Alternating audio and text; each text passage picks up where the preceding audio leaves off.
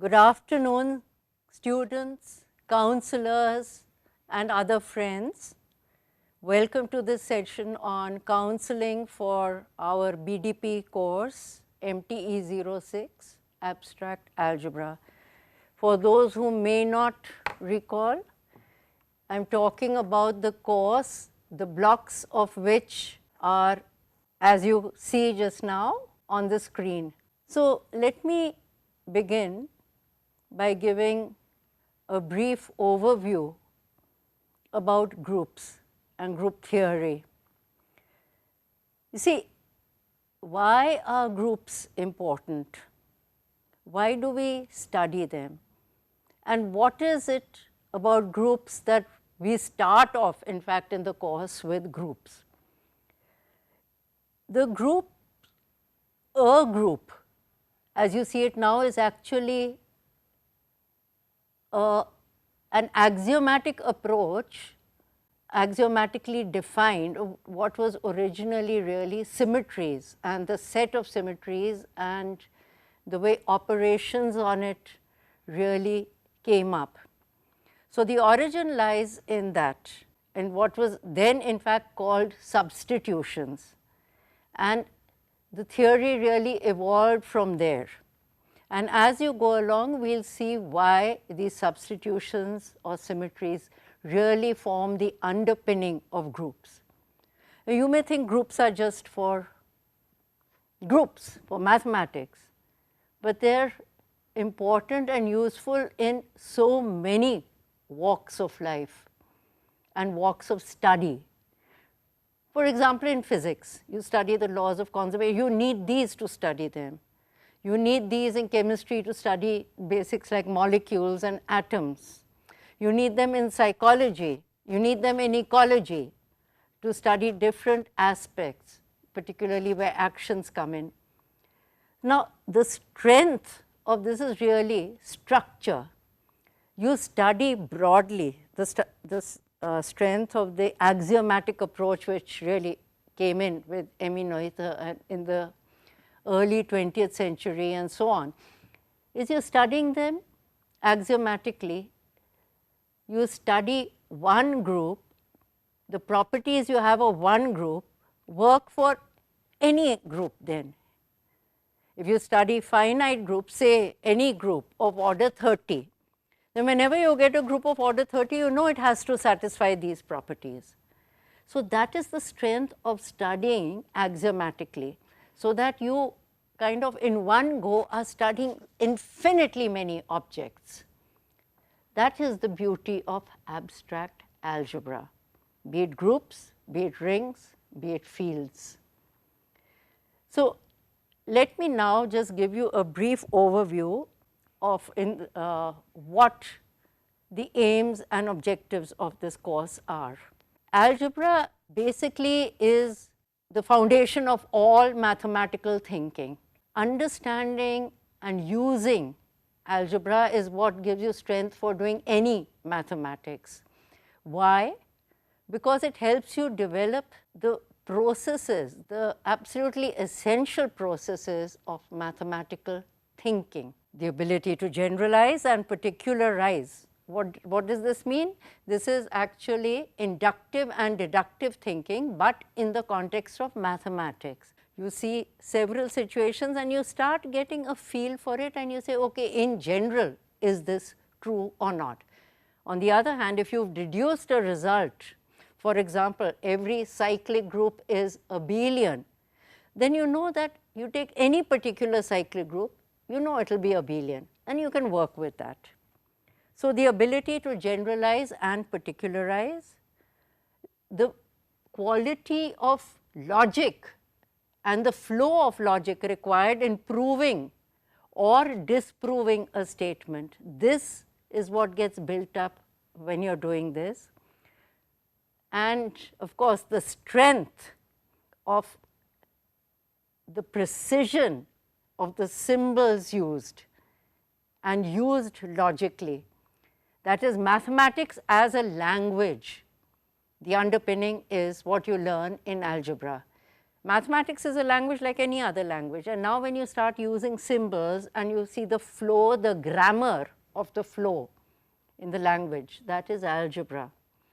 So, you have seen that while doing the course, but our problem is that that comfort that you need to develop in the use of symbols, the logical connectives and the other parts requires some more exposure and using of it.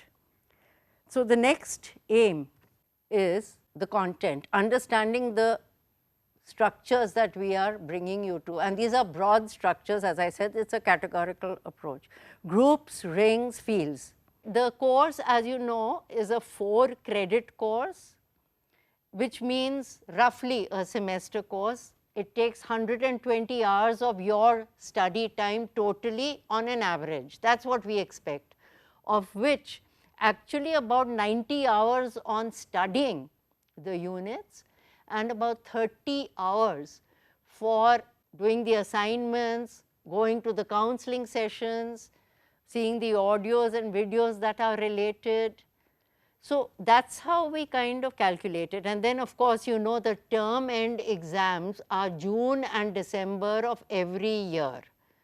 So, the assignment that you need to give, it comes, we place it on the site for you to download every January, और आपको उसी जनवरी से लेके दिसंबर तक के दौरान आप उसको कभी भी जमा कर सकते हैं. You must study first. पहले आप किताबों को तो देखिए और फिर आप आगे असाइनमेंट कीजिए. हाँ, और असाइनमेंट देने के बाद ही आप इम्तिहान के लिए भर सकते हैं. The term and examination that you file for, that you pay for, you can only do after submitting your assignment. Please remember that. But let us come to the blocks first. Let me remind you what the blocks are for. There are 4 blocks. The first one is on elementary group theory, which of course, as we start, is basics about sets, operations, groups, what a group is, and several examples of groups which you are familiar with, like the integers, integers modulo n, complex numbers, the permutations, and the properties of groups. Then we come to subgroups in the next unit and the properties of subgroups. Now, which subset, when is a subset a subgroup, what are the criteria for that? A couple of criteria we have discussed in the course. A good example of a subgroup, a very crucial example, as you will find later, apart from several other examples that we have done in the course, is the center of a group, G, ZG, the center of G. I will come to that later also, particularly in block 2, it takes on a greater role. Then we talk briefly about the generating set of a group, but in the context of leading you to a cyclic subgroup. And then the last unit is really looking at the order of a group, a finite group that we take, which has a certain order, and the Lagrange's theorem in that context. Now, to do Lagrange's theorem, of course, you need to talk about cosets. So, we have discussed that too, and Lagrange's theorem, as you know, is about the order of a subgroup of a finite group dividing the order of the group.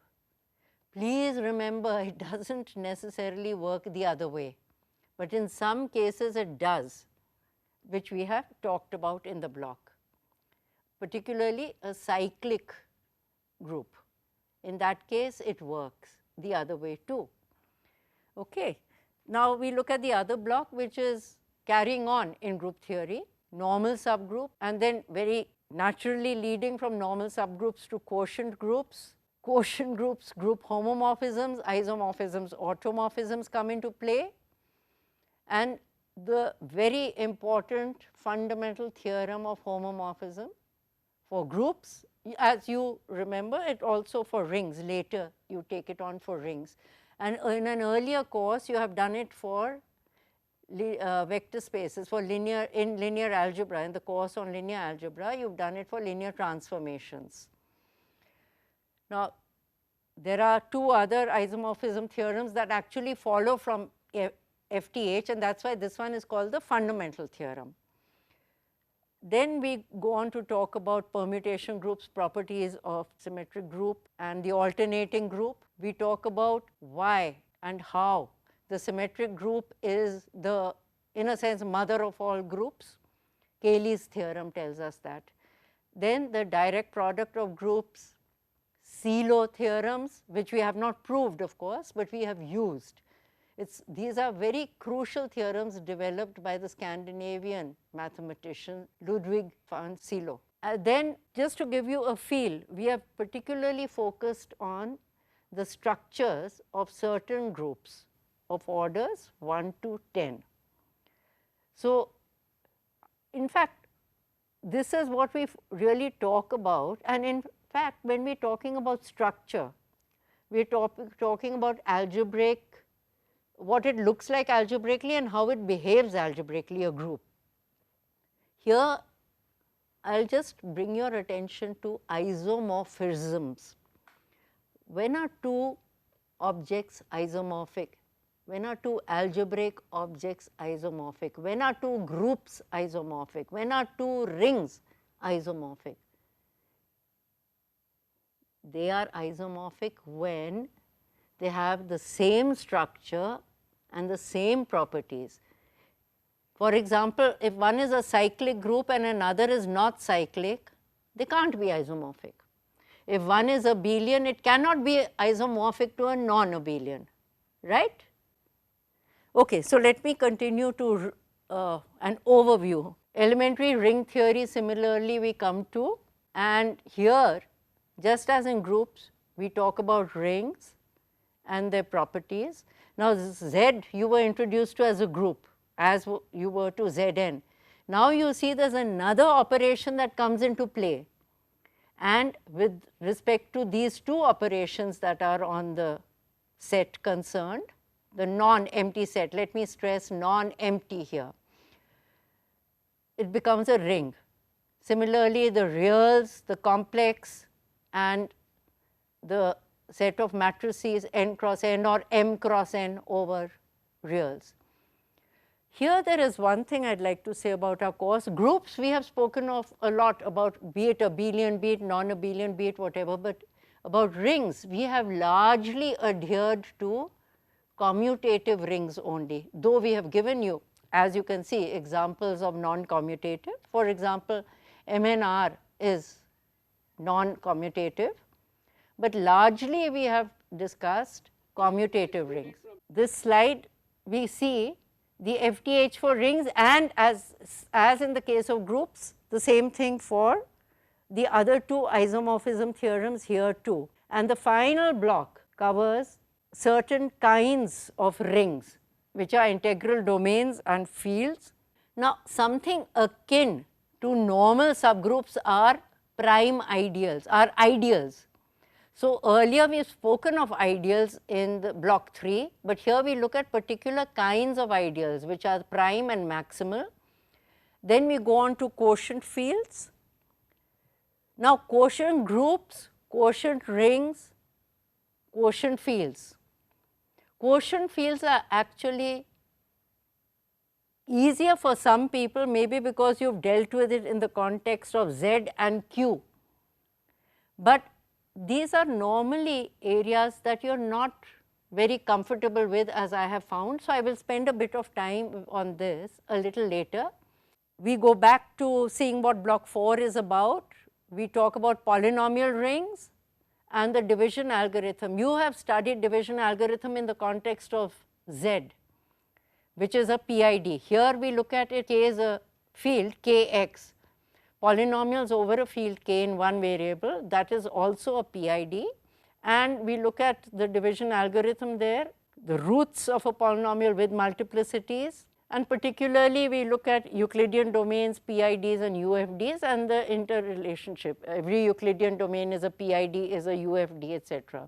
The fundamental theorem of algebra, which is crucial, That's why it's called the fundamental theorem. It's about roots. We have mentioned that also in the course. Then in the last unit, we really talk about irreducible elements, units, and the Eisenstein's criterion, which some of you turn into Einstein's criterion and so on, different versions of it. Eisenstein was a mathematician on his own. We go on to field extensions, the prime field and the characteristic of a field. ये slide में देखिए, at the end of the slide मेरा email ID दिया है pksinclair@ignou.ac.in. Please अपने सवाल लिखिए इस ID को. फीडबैक इस सेशन पे आप भेजिएगा ज़रूर, तभी बात हम आगे कर सकते हैं. शुक्रिया. Thank you very much and जय हिंद.